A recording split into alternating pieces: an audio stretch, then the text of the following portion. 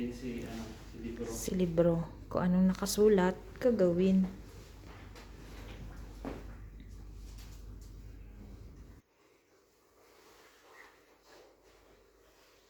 Kaya hindi tayo pamilyar kasi sa gamit nila. Actually, hiniram ko lang ito na hindi. Yun. Then, ang pillow. Pillow case. Pasok nyo lang yung kamay nyo. Kuhain yung pinakadulo.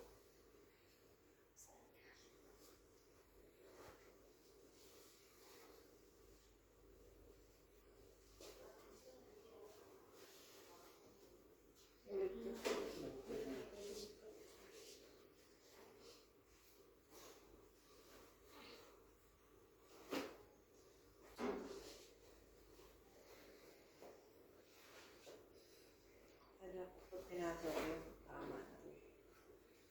Ah. Pag pinasok yung tamang ano siya. Hindi mo matouch yung clean. Oo, hindi mo touch to si good. To good naman sa kanya.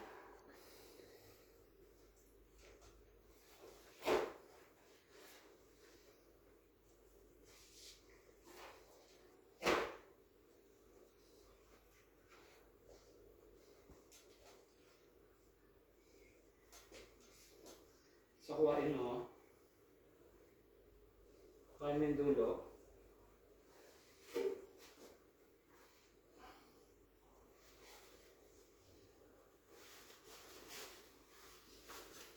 Naka-gloves ako niyan, ha?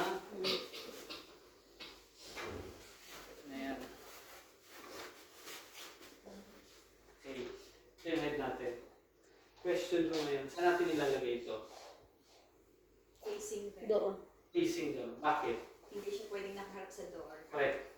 Pag pinto o window, huwag natin ihaharap sa kanya to. Bakit? Kasi pag bukas niya, pwede may bacteria papasok dito. So, hindi natin pwedeng yan. Ha? Okay. Yan. Ngayon, okay na tayo. Ang tawag dito, pag nakapasok to sa loob, nakasalid lahat.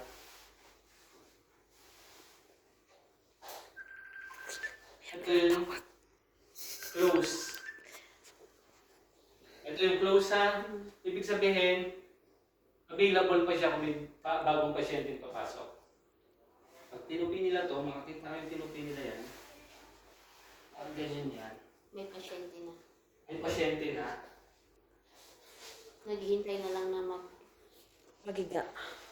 Ito yung occupied. Occupied. Lagi lang ganyan. Hindi. Kahit may nakahigang pasyente, basta ganyan ang ayos. occupied na siya. Occupied siya. Si pasyente pwede na sa toilet, pwede nakaupo, pwede nakahiga. Dapat lagi nakaganito kayo. Lagi nakaayos yan ng ganyan.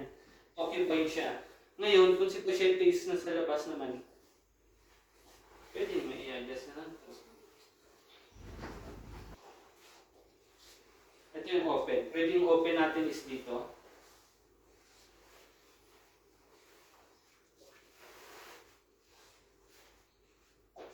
Open yan. Open na to.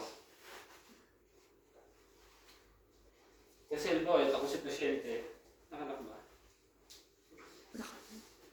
Nakalak naman. Halimbawa, papapasok na ako. Dito na ako papasok. Pasok pa ako dito. So, okay na. Siya open. Pero pwede nyo i-adjust. Na-open din naman itong tawag na ito. Okay. Maka-open din yan. Ayan, open din yan. Pwede din kanya-kanyang technique ng open. May ganun din.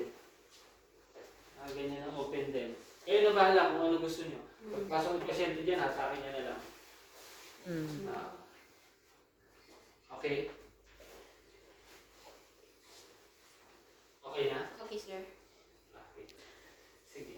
Tuturo ko ngayon sa iyo itong si Paano naman kung mayroon ng pasyente na sa loob? Mag-change na tayo. Halimbawa, may pasyente dyan, occupied siya, nandiyan si pasyente na sa loob. Move side.